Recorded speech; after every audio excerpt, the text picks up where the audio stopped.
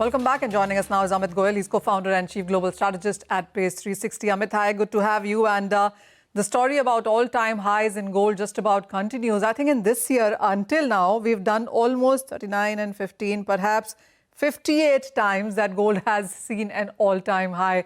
From where we stand, are you cautious buyer? I'm assuming nobody is selling at these levels even now. Hi, Manisha. Thank you so much for having me on. So I'm a bit of a party pooper right now, Manisha, and I think it's the wildest party that we've seen in precious metals in a very long time. And we, being students of history and economics, I can safely tell you that in the last 40 years, there have been only two such episodes where gold and silver did extremely well, and dollar index was either soft or going down. And in both those instances, gold and silver corrected a lot after that. As I mentioned to you last time when I was on your channel, that this is a reflationary boom. That was about 2.5 weeks back, and I would want to say that it's not even looking like a reflationary boom now. It's looking like a reflationary bubble, and particularly accentuated in gold and silver. I have been trading precious metals now for about 25 years, and this kind of price action has very few precedents. Really?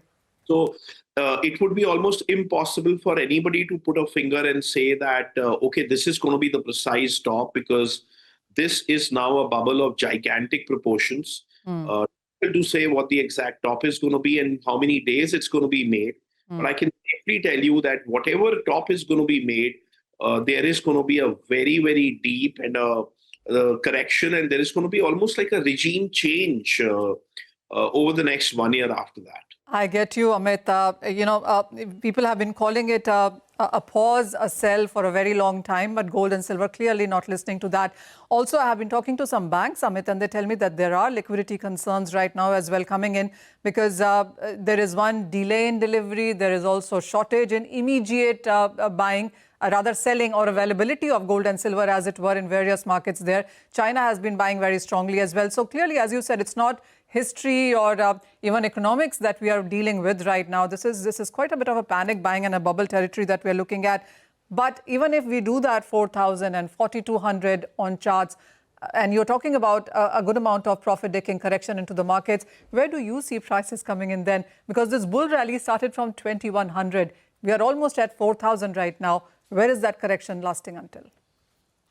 I think, Manisha, firstly, I do agree with you that normally in this kind of a rally, you would want to see them making some landmarks. And for gold, obviously, $4,000 is going to be a landmark. And for silver, crossing $50 for the first time ever is going to be a landmark. And I would want to believe that there is a high probability that both those landmarks are going to be achieved within the next few days or maybe a couple of weeks from now. And post that, I think it's going to be just like you're seeing brute force in the market right now, from buying practically from all quarters. There is going to be a brute force on the selling side as well, which is what history tells us. And in which case, you can expect a 30-35% correction in gold.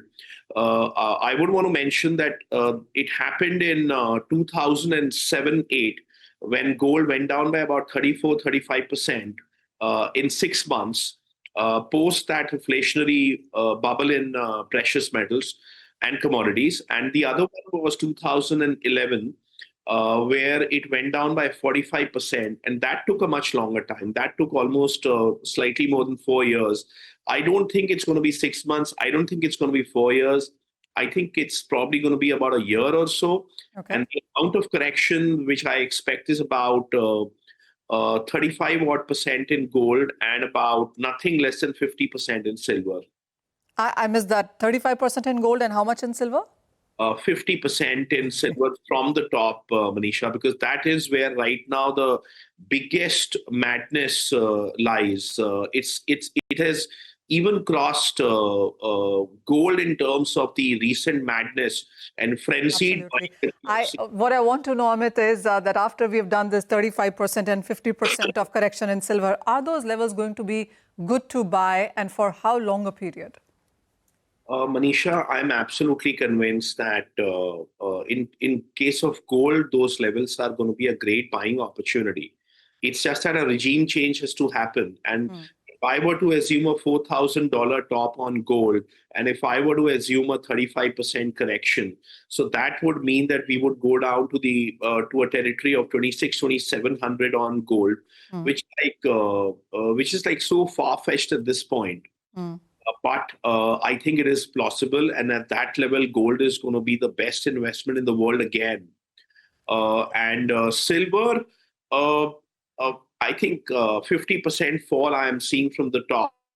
And I'm not even sure whether silver is going to be a great long-term buy after that, because I'm seeing a very deep recession in the world led by US over the next 2 to 3 years. And in which case, the demand for silver for the first time in a decade is actually going to go down. And I know people are going to tell us that it's going to be, photovoltaic cells, electronics, semiconductors, electric vehicles. You need silver everywhere. But believe you, Manisha, we've seen periods of time when the demand for silver actually went down when there was a economic contraction. And this looks like a pretty sinister economic contraction ahead, in which case silver is not going to be a long-term buy, even at those levels. But yeah, of course, there are going to be some frenzied rallies up and down both ways. So we are going to be playing those rallies, but there isn't going to be a long-term buy between them. It's going to be gold. And I would still bet on a 30 to 35% correction from the top. Got that. Okay. Amit, as well as Manisha, thank you so much for joining in with us on this conversation on understanding gold as well as silver. I'm waiting for that correction if it does happen. All of us are.